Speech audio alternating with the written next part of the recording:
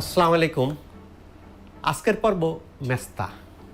তার আগে বলে রাখি, শশী হাসপাতাল স্কিন কেয়ার ডিপার্টমেন্ট অ্যাস্থেটিক ইউনিটের চালু হয়েছে ত্বকের যে কোনো একটা দাগ হতে পারে, সে মেলাজমা, ব্রণ, অ্যাকনি, চুল পড়া, ডাবল চিন, অবাঞ্ছিত লোম বা মুখের গর্ত হয়ে যায়, হাইপার পিগমেন্টেশন, উঁচু নিচু হয়, এগুলো দূর করার জন্য বিশ্বের যত লেটেস্ট টেকনোলজি আছে, যত ধরনের লেজার আছে, আইপিএল, এনটিআগ, কিউ সুইজ, CO2 লেজার, পিকো লেজার, ডায়োড লেজার সহ অ্যাডভান্স টেকনোলজি, যেটা আমাদের মুখ অনেক সময় নিচের দিকে চর্বি জমা হয়ে ঝুলে পড়ে, সেটাকে ঠিক করার জন্য NIR, হাইপো, এছাড়াও গতানুগতিক যে ট্রিটমেন্ট আছে, মাইক্রো ডার্মাটো অ্যাব্রাশন, মাইক্রো নিডলিং, এগুলো সবই শশী হাসপাতালে আছে।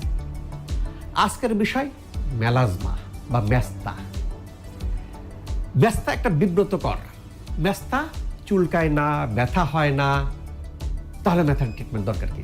এটা কসমেটিক পারপাজে, অর্থাৎ সৌন্দর্য বৃদ্ধির জন্য খুব বাধা হয়ে দাঁড়ায়। আমরা যদি দেখি যে মেস্তা কি কেন হয়, আমরা যদি একটু জানতে চাই যে মেস্তাটা কিভাবে হচ্ছে, আমাদের ত্বকের এই জাতীয় কয়টা স্তর আছে, যে স্তরকে আমরা অ্যানাটমির ভাষায় যে কোনো মেডিকেল সায়েন্সের লোক যায় স্ট্রাটাম কর্নিয়াম, লুসিডাম, স্ট্রাটাম গ্রানুলাম, স্ট্রাটাম স্পঞ্জিয়াম, এই যে এপিডার্মিস এবং ডার্মিস আর হাইপোডার্মিস, তিনটা মোটা দাগে লেয়ার। এই তিনটা লেয়ারের যেখানে সংযোগ স্থল, সেখানে এখানে যেটা থাকতেছে একে বলে মেলানোসাইট। এই মেলানোসাইটটা কি হয়, যদি দেখা যায় কি যে আমাদের ত্বকের মধ্যে যদি হরমোন চেঞ্জ হয়, আমাদের ত্বকে যখন এরকম একটা ব্রাউন বর্ণ বা তামাটে বর্ণের আকার ধারণ করে, এইটাই মেলাজমা। এইটা হওয়ার আগে কি হচ্ছে, এটা হওয়ার আগে কিন্তু আমাদের ত্বকের মধ্যে, ত্বকের যে লেয়ারে আমাদের এখানে মেলানোসাইট আছে, এই মেলানোসাইটটা কি করছে, কি কি কারণের প্রেক্ষাপটে, মেলানোসাইট তো আমাদের সবার ত্বকে আছে। যদি আমি প্রেগনেন্সি হই, মহিলারা যখন প্রেগনেন্সি হয়, সেই জন্য মেলাজমাকে কি বলা হয় বা মেস্তাকে কি বলা হয়, mask of pregnancy. Mask of pregnancy কেন বলা হয়? সাধারণত এটা প্রেগনেন্সির টাইমে হয়ে থাকে। প্রেগনেন্সির টাইমে হরমোন চেঞ্জ হয়, কি হয়, এস্ট্রোজেন, প্রজেস্টেরন হরমোন বেড়ে যায়, অ্যাবনর্মাল হয়, সানলাইট হয়, স্ট্রেস হয়, আমরা খুব টেনশনে কাজ করি।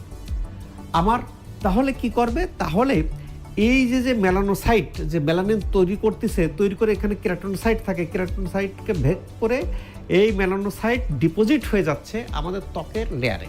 এই ত্বকের এপিডার্মিসে না ডার্মিসে না ডার্মিসের মাঝখানে জমা হচ্ছে, সেইটা ডিপেন্ড করে যে আমার এই মেলাজমাটা কতদিন যাবে, কতদিন ট্রিটমেন্টে পড়া যাবে।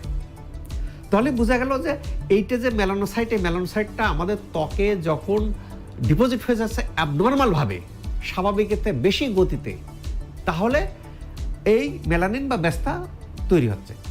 এখন মেস্তা হয়ে যাওয়ার পর, স্যার আমি মেস্তা বুঝলাম যে এই epidermis, dermis, keratinocyte, melanocyte, but আমি এর থেকে নিষ্কৃতি চাই, রক্ষা পেতে চাই, কিভাবে আমি এর ট্রিটমেন্ট হব? পরিচালিত ট্রিটমেন্টে আমাদের দুই ধরনের ট্রিটমেন্ট আছে, একটা কেমিক্যাল পিল, একটা লেজার। কেমিক্যাল পিলের মাধ্যমে এটা করা যায়। লেজারের মধ্যে আবার কয়েক ধরনের, 3 ধরনের, IPL আছে, কিউ সুইজ আছে, CO2 লেজার আছে, এই 3 ধরনের লেজার। এখন যদি দেখা যায় যে মেলাজমাটা আপনার এপিডার্মিসের উপর লেয়ারের দিকে থাকে, কেমিক্যাল পিল চলে যায়। যদি দেখা যায় যে ডিফার ইসে থাকে, ডার্মিসের মধ্যে থাকে, তাহলে সেটাকে দূর করার জন্য আমাকে কিউ সুইজ, আরও যদি ডিফে থাকে CO2 ফ্র্যাকশনাল মেডিকেল গ্রেডের লেজার প্রয়োজন হয়। পাশাপাশি আকুপাঞ্চার এখন সৌন্দর্য বৃদ্ধির ক্ষেত্রে আকুপাঞ্চার খুব সুন্দর রোল প্লে করতেছে। আমরা এখানে দেখছি যে আমরা যদি বিভিন্ন গুগলে যাই বা ইন্টারন্যাশনাল জার্নাল দেখি, দেখবো যে মেলাজমাতে আকুপাঞ্চার খুব সুন্দর রোল আছে। আকুপাঞ্চার মুখের যেখানে মেলাজমা আছে তার চারিপাশে 45 ডিগ্রি অ্যাঙ্গেল করে আকুপাঞ্চার নিডল ইনসার্ট করা হচ্ছে, যার ফলে যে মেলানোসাইট যেখানে ডিপোজিট আছে তাকে স্টিমুলেশন দিয়ে তার কর্মক্ষমতাকে নিষ্ক্রিয় করে, কমায় দেয়, মেলাজমা ভালো হয়ে যায় খুব সুন্দর করে। এখন মেলাজমা ভালো হওয়ার ক্ষেত্রে এই যে পদ্ধতি সাধারণত আমরা কি করি, কেমিক্যাল পিল দিই, কিউ সুইচ দিই, অ্যান্টিয়াক দিই, CO2 দিই। পাশাপাশি যদি আকুপাঞ্চার ট্রিটমেন্টটাও ইনক্লুড করা হয় তাহলে মেলাজমা বা মেস্তা মুখ থেকে সরে যায়। অনেকে বলেন স্যার মেস্তা অনেক বছর যাবত, এটা আসলে ভালো হয় না। ভালো হয়, আপনারটা কি ইপিডার্মিসে, ডার্মিসে, না তাদের জাংশনে, এর উপর ডিপেন্ড করে আপনাকে সেশন বৃদ্ধি হতে পারে। বাট আপনি যদি কন্টিনিউয়াস হতে থাকেন ভালো হবে। আমরা মেলাজমার চিকিৎসার ক্ষেত্রে এখন যেটা আমরা দেখব, আমরা কিউ সুইচ, এন্টিয়া কিউ সুইচের মাধ্যমে, লেজারের মাধ্যমে যে মেলাজমার ট্রিটমেন্ট আমরা এখন দেখব। এর পরবর্তী স্টেজে আমরা আকুপাঞ্চারের মাধ্যমে মেলাজমার ট্রিটমেন্ট দিয়ে আমরা মুখ থেকে এই মেলাজমা মেস্তা দূর করার চেষ্টা করব।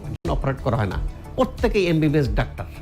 কাজেই আমাদের MBBS ডক্টর, নিদান পক্ষে MBBS ডক্টর, তার পরবর্তী স্টেজে তারা কসমেটিকে, অ্যাস্থেটিক ডার্মাটোলজিতে ট্রেনিং প্রাপ্ত, তাদের দিয়েই এখানে আমাদের মেশিনগুলো অপারেট করা হচ্ছে। আমাদের কিউ সুইচের মাধ্যমে মেস্তা কীভাবে ট্রিটমেন্ট দেওয়া হয় আমাদের এক্সপার্ট ট্রিটমেন্ট দিচ্ছেন।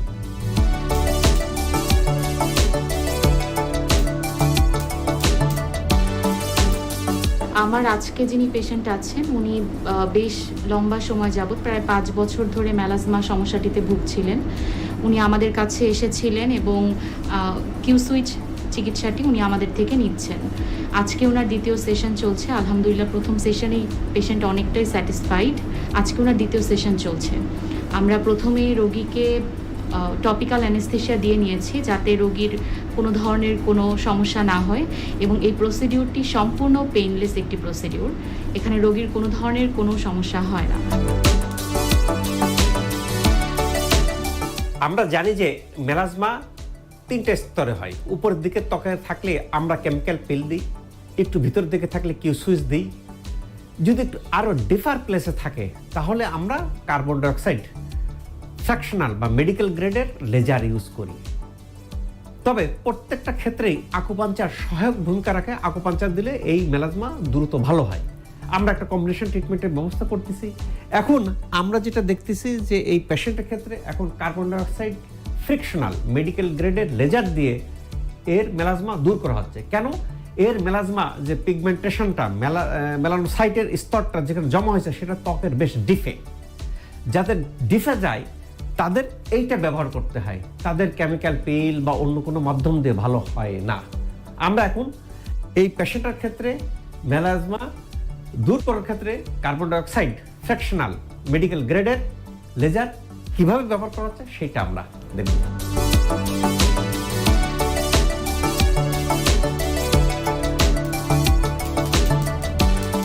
আমি শশী স্কিন কেয়ার থেকে মেস্তার ট্রিটমেন্ট নিচ্ছি। এখানকার চিকিৎসার মান অনেক ভালো। আমি আগে 2 সেশন নিচ্ছি, নেওয়ার পরে এখন 3 নাম্বার সেশন নিচ্ছি। আমার মেস্তার দাগ আগের থেকে অনেক কমে গেছে।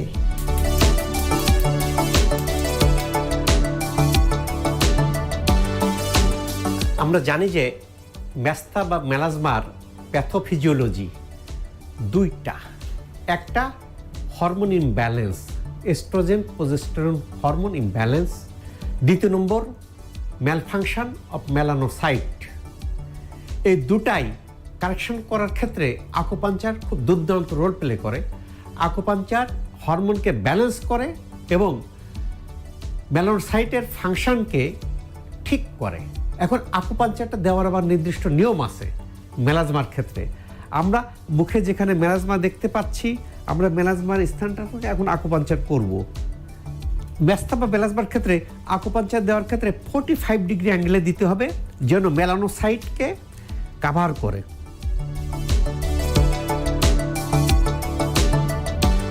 মেস্তার চারিপাশে 45 ডিগ্রি অ্যাঙ্গেলে এই আকুপাঞ্চার দেওয়ার পদ্ধতিতে কি করবে, আমাদের যে মেলানোসাইট আছে মেলানোসাইটের ফাংশন যেটা ম্যালফাংশন হয়েছে, কার্যক্ষমতা অন্যরকম হয়েছে, তাকে ঠিক করবে এবং হরমোনকে ব্যালেন্স করবে। তবে এক্ষেত্রে বিবেচ্য বিষয় স্কিনের 45 ডিগ্রি অ্যাঙ্গেলে, এবং এটা যেন ইপিডার্মিসের মধ্যে মেলানোসাইট পর্যন্ত অর্থাৎ ডার্মিস এপিডার্মিসের জাংশন পয়েন্টে পৌঁছায়, এই দিকটাকে লক্ষ্য রাখতে হবে।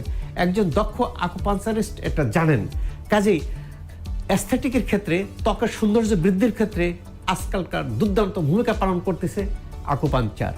আমরা যে গতানুগতিক ট্রিটমেন্ট আমরা কিউ সুইচ দিচ্ছি, তার পাশাপাশি যদি আকুপাঞ্চার দিই তাহলে দেখবো কি যে এই মেলাজমা বা মেস্তা সহজেই মুখ থেকে দূর হয়ে যাবে।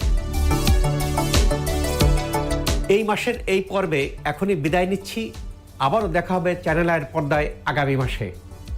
শশী হেলদি লাইফস্টাইল ফলো করি, ব্যথামুক্ত জীবন গড়ি।